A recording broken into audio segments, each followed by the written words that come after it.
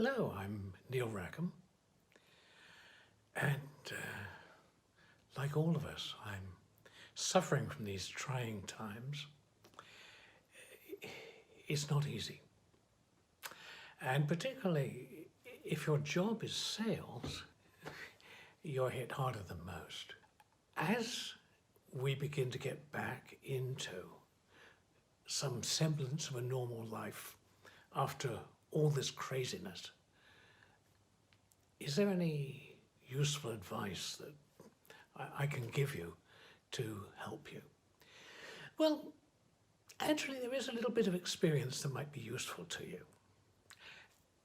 In previous recessions, I've studied salespeople trying to recover, trying to bring back business to the level at which it was.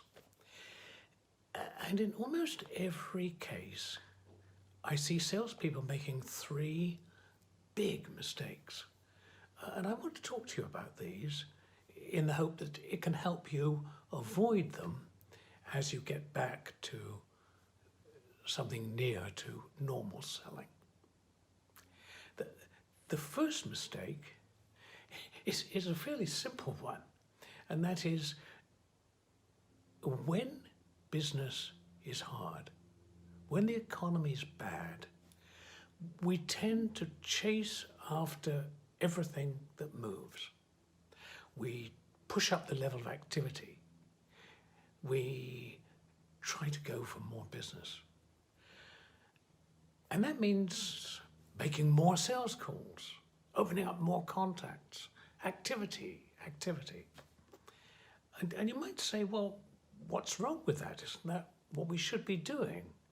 Because after all, it would seem that if you make more calls, you're going to make more sales, yes? Not so.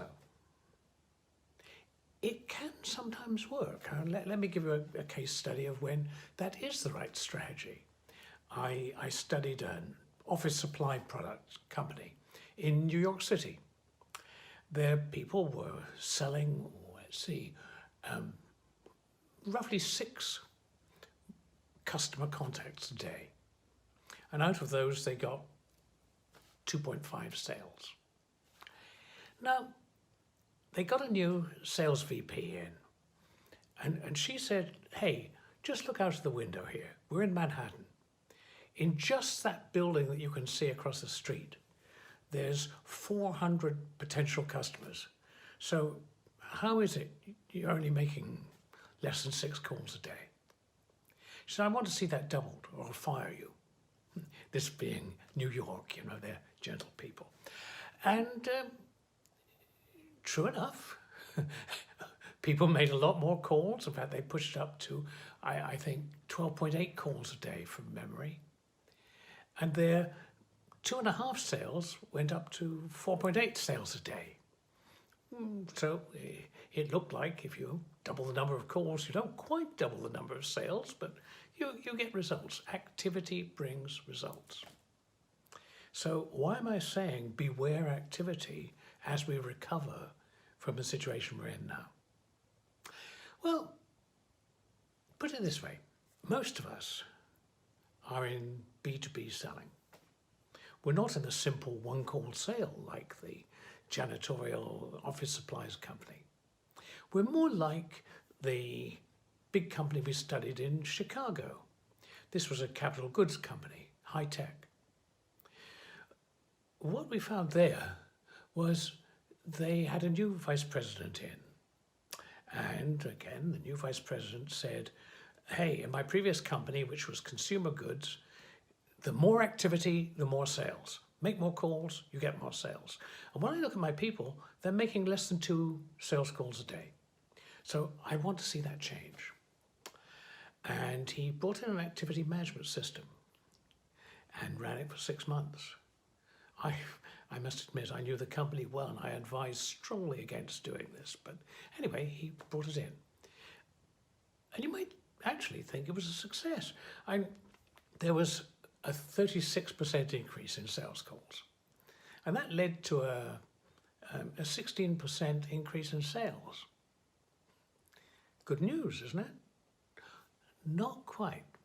The average value of the sale fell significantly. So overall, the new activity management system reduced sales volume by 1.5%. And that's a pretty typical result. If you push for more activity, it means you'll often focus on the smaller, easier sale. The strategic sales that are more profitable, are more important, go by the wayside. We panic a bit. We're worried about short-term business. We neglect the front of the sales cycle. We don't open up the big opportunities. We try and close the small ones. That's generally a fairly bad mistake. If you look at the most successful companies handling sales in very difficult times as an economy starts to recover from a crash, they're very selective. They focus on the best opportunities. And the way they do that is that they take business that they can't win and don't even try for it. So I've got a rule that I give people, which is, if you wouldn't chase this piece of business in good times, don't chase it in bad. Because it means it's probably not business that fits you that well. Go and put more resources into the best pieces of business.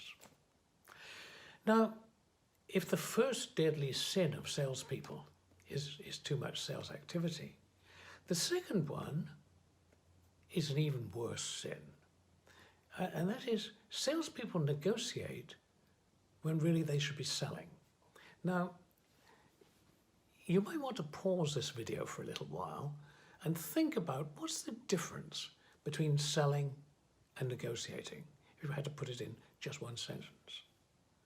Well, pause. Here's my answer. When you're selling, you're trying to come to an agreement without giving anything away. In negotiation, you make concessions in order to get the agreement.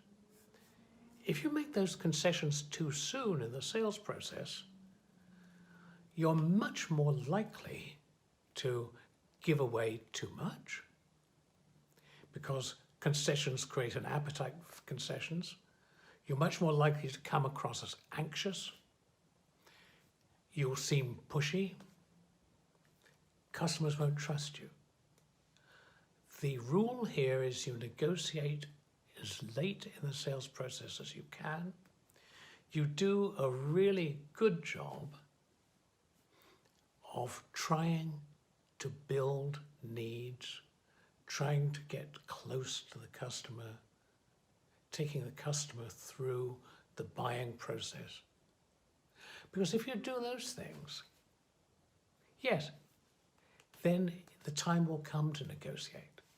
But the best salespeople negotiate little and negotiate late. The third big mistake that I see people making is that they sell price. They think it's all about price. If I could just keep costs low, if I could undercut a competitor, I'll be more likely to get the business. They believe that decisions are being made by customers based on price. Well, all the evidence seems to be that that's not true. It's something else that's much, much more important than price. Let me tell you a story. This happened in the last big recession. I was working with an insurance company, and they were going to put all their records into an automated electronic system. Big decision. They had a lot of manual records. And they chose 3 potential vendors they shortlisted for the business. One was IBM, and the other 2 were smaller technology companies. Now, when the bids came in, IBM, understandably, was much more expensive than the other 2. When the buying committee, and I was part of that buying committee, looked at the bids. We thought, wow, IBM is really over the top. But let's look at the other two. And one of those bids was really, really much lower than the other. So we looked at the lowest bid and we called that vendor in and we said, we've been looking at your bid and is that really your final position? And all three vendors had resubmitted their stuff.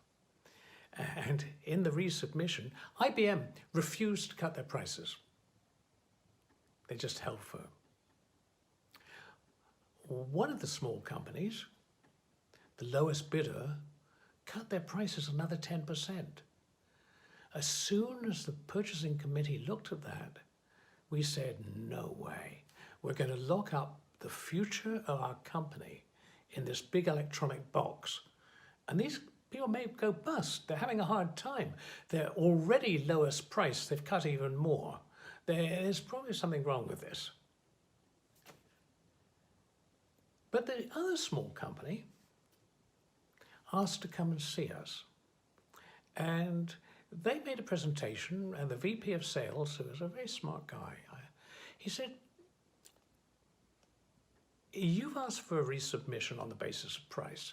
And yeah, I know hardware prices have been falling and so on. But he said, IBM is a competitor here. And we know we're a lot cheaper than them, so price isn't really your issue. What's your issue? And the head of the committee said, well, frankly, we want to know that you're going to be around. If we're going to lock up our future, we don't want you to walk off with the key or go bust. So we don't feel safe going with you. But as the old saying goes, nobody ever got fired for going with IBM. IBM sells safety. So what happened? Well, they were able to reassure us, open their books, show us their forward plans, and we felt they were fairly solid. So we went with the middle company.